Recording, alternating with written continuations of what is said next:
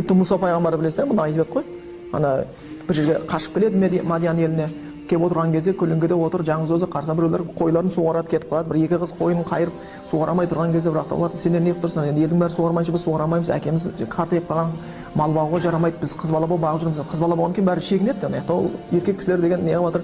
Мұса енді күшті кісі еді, барады да малдарын суғарып береді, тегін өзі қашып жүр. Басында проблема толып жатыр, кетіңдерші деп отырған жоқ та.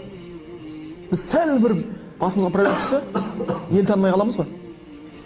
Содан бұл барады көмектесіп жібереді. Көмектесіп жүргеннен кейін бұл екі қыз байқайды да оның адалдығын, тазалығын, күштілігін. Әкесіне де мынарда бір жігіт бар. Ақы алмай көмектесті.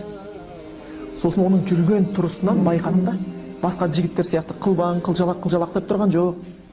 Қыздарға тиіскісі келіп тұрған жоқ, таза сауап істегісі келіп тұрған көріп тұр.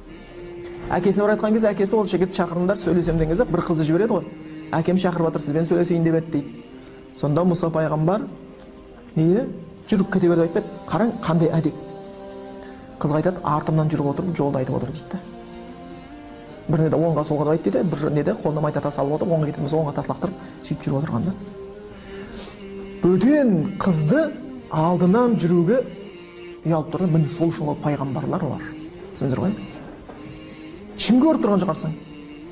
Қыз алдына салып қойдым сен, артында болғаннан кейін бәрі бойы қандай екен, өзі қандай екен деп адам кету керек қой. Соншалық тақуа олар адамнан гөрі Аллахтан көп ұялатын еді.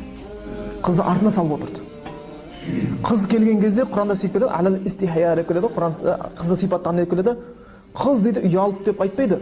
Ұяттың үстіне келіп дейді да.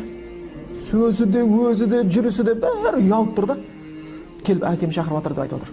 Бойынан ұят төгіліп тұр.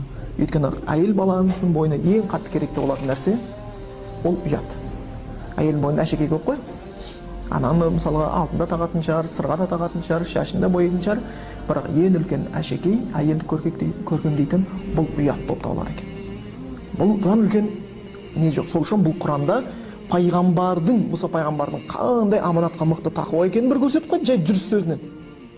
Қыздың қандай ұяты жоғары екенін көрсетіп қойды.